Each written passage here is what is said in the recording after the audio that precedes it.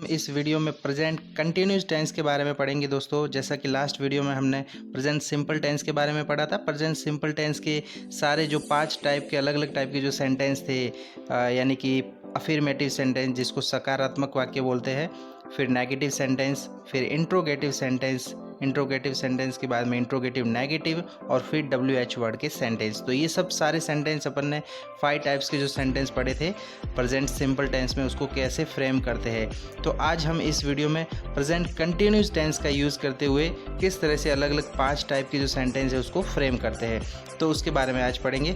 तो सबसे पहले हम जानते हैं कि ये सेंटेंस जो प्रेजेंट कंटिन्यूस टेंस के जो सेंटेंस है उसकी हम पहचान कैसे करेंगे। यानी कि पहचान करने का जो तरीका है वो बहुत ही सिंपल है। अगर कोई भी वाक्य है, हिंदी का अगर कोई भी वाक्य है, उसके अंत में अगर रहा है आता है, रही है आता है, रहे है आता है, या रहा हूँ आता है, इसका मतलब कि वो कौन सा टेंस हो गया दोस्तों? प्रेजेंट कंटिन्यूस टेंस हो गया। कोई भी वाक्य देख लो, जैसे कि मैं गाँव जा रहा हूँ, तो पीछे क्या आया है? रहा हूँ। गाँव जा रहा हूँ, तो पीछे आया है रहा हूँ। इसका मतलब ये कौन सा टेंस हो गया? Present continuous tense. अगर रहे है आता है, जैसे कि वे गाँव जा रहे हैं, तो भी प्रेजेंट कंटिन्यूस टेंस आता है। यानी कि रहा हो, रहे है, रही है, रहा हो, रहे हो, अगर ये आता है तो ये हो गया प्रेजेंट कंटिन्यूस टेंस है। तो ये नॉर्मली सेंटेंस को पहचानने का एक फॉर्मूला है। मतलब इस तरह से अपन सेंटेंस को पहचान सकते हैं। यदि किसी वाक्य के अंत में रहा है, रही है, रहे है आता है, तो वो हो गया प्रेजेंट कंटिन्यूस टेंस। अब प्रेजेंट कंटिन्यूस टेंस को कैसे इंग्लिश में फ्रेम करते हैं, प्रेजेंट कंटिन्यूस टेंस के जो सेंटेंस होते हैं उसको इंग्लिश में कैसे कन्वर्ट करते हैं वो पढ़ेंगे। तो इसका जो फॉर्मूला रहेगा, नॉर्मली जो क्या आता है, पहले सब्जेक्ट आता है दोस्तों। सबसे पहले आता है सब्जेक्ट, तो सब्जेक्ट, इसमें भी सब्जेक्ट ही आएगा। उसके बाद में आएगा हेल्पिंग वर्ब दोस्तों, हेल्पिंग वर्ब। तो ये चीज़ एक ध्यान रखने योग्य चीज़ है कि यहाँ पर जो प्रेजेंट कंटिन्यूस टेंस है, प्रेजेंट कंटिन्यूस टेंस जो है उसकी जो हेल्पिंग वर्ब होती है वो होती है इज़, आर और एम। ये याद रखने लाइक चीज़ है कि इज़, आर, एम ये होगी प्रेजेंट कंटिन्यूस टेंस की हेल्पिंग वर्ब। जैसे प्रेजेंट सिंपल टेंस की जो हेल्पिंग वर्ब थी वो डू या डज थी, यानी कि नेगेटिव सेंटेंस में डू या डज का यूज़ होता था। ठीक उसी तरह से प्रेजेंट कंटिन्यूस टेंस की जो हेल्पिंग वर्ब है वो इज़, आर और एम है। तो ये 3 टाइप की हेल्पिंग वर्ब है। तो एम जो लगता है वो अपन ने पढ़ा था लास्ट वीडियो में, एम जो लगता है आई के साथ में एम लगता है, और बाकी ही, सी, इट के साथ में लगता है इज़, और लास्ट में you, we, they, you, we और दे इसके साथ में लगता है आर। तो इस तरह से ये अपन हेल्पिंग वर्ब यूज़ करते हैं। उसके बाद में हेल्पिंग वर्ब के बाद में वहाँ पर प्रेजेंट सिंपल टेंस में अपन मेन वर्ब की फर्स्ट फॉर्म लगाते थे दोस्तों। तो यहाँ पर भी मेन वर्ब की फर्स्ट फॉर्म ही होगी, लेकिन साथ ही साथ इसके पीछे ING जोड़ देंगे दोस्तों। ING यानी कि कोई भी मेन वर्ब है, जैसे कि गो मेन वर्ब हो गई, तो गो की फर्स्ट फॉर्म में लगाएंगे, गो ही लगाएंगे, लेकिन उसके साथ में पीछे क्या जोड़ देंगे? ING, तो ये हो जाएगा गोइंग। तो ये चीज़ ध्यान रखने योग्य है कि जो प्रेजेंट कंटिन्यूस टेंस है उसमें जो मेन वर्ब की फर्स्ट फॉर्म तो लगेगी ही, साथ ही साथ अपन ING ऐड कर देंगे, और उसके बाद में लगाएंगे ऑब्जेक्ट। जो भी ऑब्जेक्ट है वो एज इट इज़ ऑब्जेक्ट रहेगा। फिर अदर, अगर कोई भी सेंटेंस में अदर चीज़ है तो वो लगाएंगे। तो इस तरह से यूज़ होगा। तो ठीक ये हो गया प्रेजेंट का, ये प्रेजेंट कंटिन्यूस टेंस का जो पॉजिटिव सेंटेंस है इस तरह से बनेगा। अगर नेगेटिव सेंटेंस बनाना है तो ठीक इज़, आर, एम के बाद में अपन लगाएंगे नॉट, यानी कि वह गांव नहीं जा रहा है, तो he is not going to village, इस तरह से। तो इसके कुछ एग्जाम्पल पढ़ लेते हैं अपन। और जो इंट्रोगेटिव नेगेटिव सेंटेंस रहता है उसमें अपन ने क्या पढ़ा था कि जो हेल्पिंग वर्ब होती है आगे आ जाती है। तो ठीक इसमें भी ऐसा ही होगा, जो हेल्पिंग वर्ब होगी वो आगे आ जाएगी, यानी कि इज़, आर, एम सब्जेक्ट के अकॉर्डिंग जो भी हेल्पिंग वर्ब लगती है वो आगे आएगी।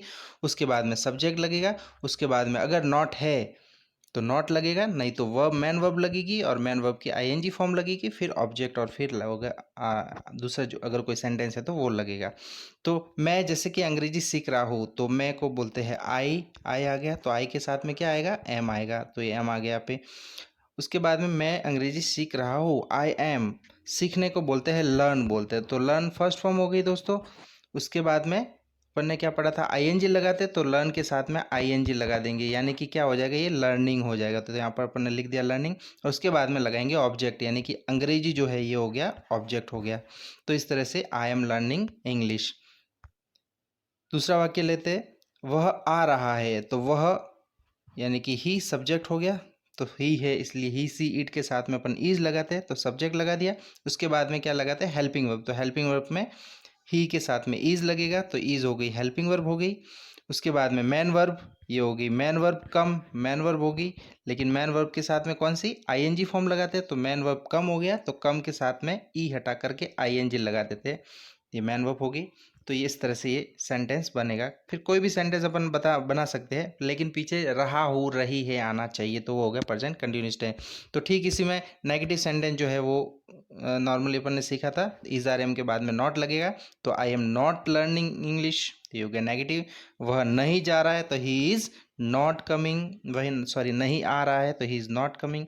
उसके बाद में अपन पढ़ते हैं इंट्रोगेटिव सेंटेंस। तो इंट्रोगेटिव सेंटेंस में अपन ने वो भी पढ़ा था, जो प्रेजेंट टेंस की जो सब्जेक्ट को देखकर जो हेल्पिंग वर्ब लगाते हैं वो हेल्पिंग वर्ब आगे आ जाती है। तो यहाँ पर जैसे कि क्या मैं अंग्रेजी सीख रहा हूँ, तो मैं यानी कि आई के साथ में क्या लगेगा, एम लगेगा।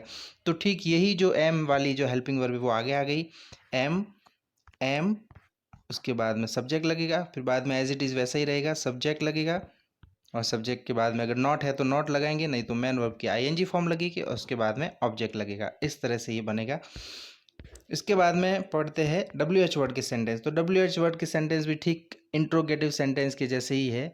यहाँ पर एक फ़र्क है कि डब्ल्यू एच वर्ड का जो भी वाक्य है तो उसमें डब्ल्यू एच वर्ड को अपन आगे रख लेंगे। जैसे कि मैं कहाँ अंग्रेजी सीख रहा हूँ, तो कहाँ, कहाँ यानी कि वेयर हो गया, कहाँ यानी कि वेयर हो गया, तो वेयर को आगे लिखेंगे यानी कि डब्ल्यू एच वर्ड को आगे लिखेंगे। उसके बाद में ठीक जैसे इंट्रोगेटिव सेंटेंस बनाते थे वैसे ही अपने को लिखना है।